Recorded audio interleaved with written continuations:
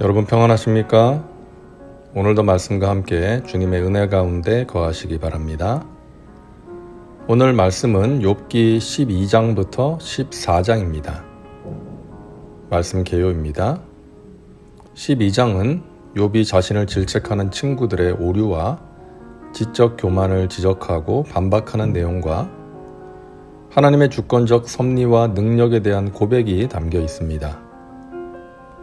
13장은 욥이 친구들의 독선에 대해 질책하며 하나님께 고통을 호소하는 내용이고 14장은 욥이 덧없는 인생에 대해 탄식하며 하나님의 구원을 간구하는 내용입니다. 말씀 묵상입니다. 12장부터 14장은 소발의 말에 대해서 욥이 반박하는 내용인데요. 이것으로서 욥을 찾아온 세 친구들과 욥의 첫 번째 변론이 맞춰지게 됩니다. 따라서 12장부터 14장의 내용은 단순히 11장에 나오는 소발의 말에 대한 답변이라기보다는 세 친구의 주장을 종합적으로 반박하면서 자신의 고뇌를 하나님께 아뢰는 내용이라고 보시면 되겠습니다. 11장에서 소발은 먼저 두 친구보다 더 강경한 어조로 욥을 질책했습니다. 그 말을 듣고 욥이 대답하는 것이죠. 너희만 참으로 백성이로구나. 너희가 죽으면 지혜도 죽겠구나. 나도 너희같이 생각이 있어 너희만 못하지 아니하니 그 같은 일을 누가 알지 못하겠느냐. 욥의 말은 소발을 비롯한 친구들이 지혜에 대해서 말한 것을 비꼬는 말입니다. 자신들만 지혜로운 사람인 것처럼 말하는데 나도 너희가 말한 것들에 대해 잘 알고 있다는 것이죠. 너희 아는 것을 나도 아노니 너희만 못하지 않으니라. 참으로 나는 전능자에게 말씀하려 하며 하나님과 변론하려 하노라. 너희는 거짓말을 지어내는 자요 다 쓸모없는 의원이니라. 너희가 참으로 잠잠하면 그것이 너희의 지혜일 것이니라. 자, 욥의 마음은 이런 것이 아니었을까요? 나는 지금 너희들이 상상하기 힘든 고통을 겪고 있어. 너희가 하는 말들이 내게 아무 도움도 안 되니까 판에 박힌 얕은 지혜로 나를 가르치려고 하지 말고 그냥 입을 다물어 줄래? 이런 마음이었을 것 같습니다. 그러면서 말합니다. 강도의 장막은 형통하고 하나님을 진노하게 하는 자는 평안하니. 너희들이 인과응보의 논리로 의인은 형통하고 악인은 심판을 받는다고 했는데 이 세상에는 악인들이 형통하고 평안을 누리는 경우도 있고 그런가 하면 의인이 고난받는 일들도 많이 있다라고 항변하는 것이죠. 욥은 친구들이 거창하게 내세우는 주장과 이론들이 한낱 재와 같이 허망하다고 말합니다. 너희의 격언은 재 같은 속담이요 너희가 방어하는 것은 토성이니라. 자, 욥은 자신을 공격하고 정죄하는 친구들의 말을 듣고 강하게 반박합니다.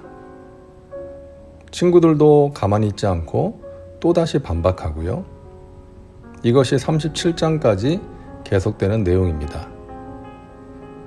욥과 친구들의 논쟁을 보면서 이 논쟁이 과연 어떤 유익이 있는가라는 생각을 하게 됩니다. 서로의 마음을 상하게 하고 그렇다고 진리에 이르지도 못하는 그런 논쟁일 뿐이었죠.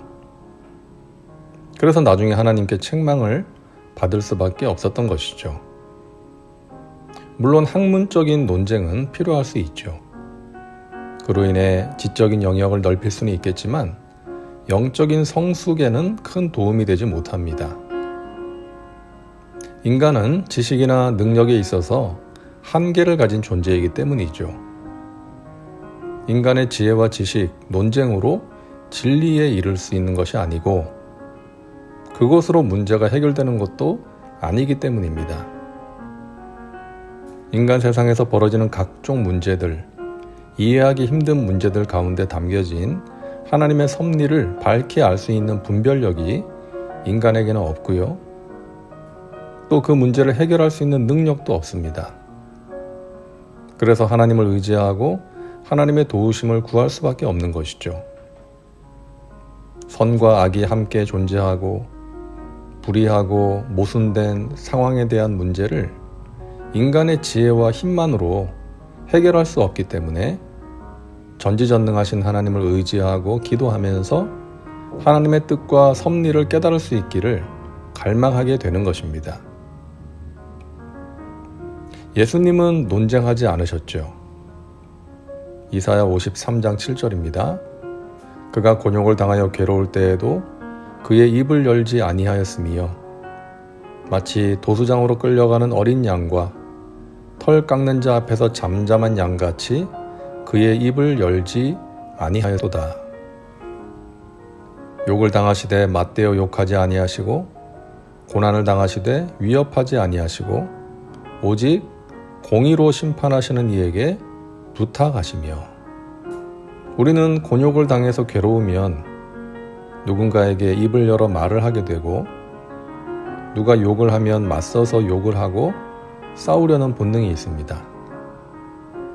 그러나 예수님은 그러지 않으셨어요. 공의로 심판하시는 분에게 부탁하셨다, 맡기셨다는 것이죠. 논쟁을 하고 나면 마음이 무겁고 찜찜할 때가 많습니다. 논쟁하고 나서 하나님께 감사와 영광 돌리며 찬송하기는 쉽지가 않아요. 서로의 마음의 아픔과 상처를 주기가 쉽고 문제가 더 악화될 때가 많은 것입니다.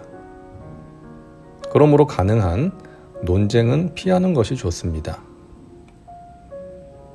오늘 말씀 중에는 욥이 가진 하나님께 대한 확신이 나오는데요. 감동이 되는 구절이 있습니다. 13장 15절입니다. 그가 나를 죽이시리니 내가 희망이 없노라. 그러나 그의 앞에서 내 행위를 아뢰리라. 이 언뜻 보면 암울한 느낌인데요. 이렇게 번역한 성경도 있습니다.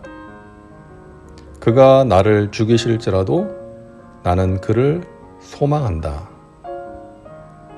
영어 성경 킴 제임스 버전과 뉴 인터내셔널 버전에 이렇게 되어 있고요. 현대인의 성경에는 비록 하나님이 나를 죽이실지라도 나는 그를 신뢰할 것이다 라고 되어 있습니다. 자, 느낌이 완전히 다르죠? 그러니까 이런 말입니다. 나는 그분이 하시는 일에 대해 다 이해할 수 없고 설명할 수 없지만 심지어 그분이 나를 죽이실지라도 나는 여전히 그를 신뢰할 것이다. 욥의 신앙 고백인 것입니다. 이 고백이 우리 모두에게 필요한 것이죠. 나에게 벌어지는 일들, 이 세상에서 벌어지는 일들을 내가 다 알 수 없고 이해할 수 없지만 어떤 상황이 벌어진다고 해도 나는 의로우신 하나님을 신뢰할 것입니다.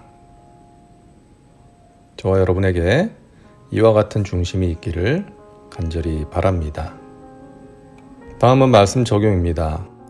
오늘 말씀을 통해 당신에게 주시는 메시지는 무엇입니까? 당신 자신과 삶에 구체적으로 적용하시기 바랍니다. 이제 기도합니다. 사랑과 은혜가 풍성하신 하나님, 오늘도 말씀과 함께 살게 하시니 감사합니다. 우리가 만나는 어려운 일들, 이해하기 힘든 상황들, 우리의 얕은 지식과 지혜로 그것을 해결하려고 하는 것이 아니라 전지전능하신 하나님께 이 모든 것들을 맡기고 하나님을 의지하며 하나님의 뜻과 섭리를 깨닫고 마침내 하나님께 영광 돌리기를 기도하게 하여 주옵소서. 어떤 상황 가운데 처한다 할지라도 나는 의로우신 하나님을 신뢰할 것입니다. 이 욥의 고백이 우리들의 고백이 되게 하여 주옵소서. 예수님의 이름으로 기도하옵나이다. 아멘.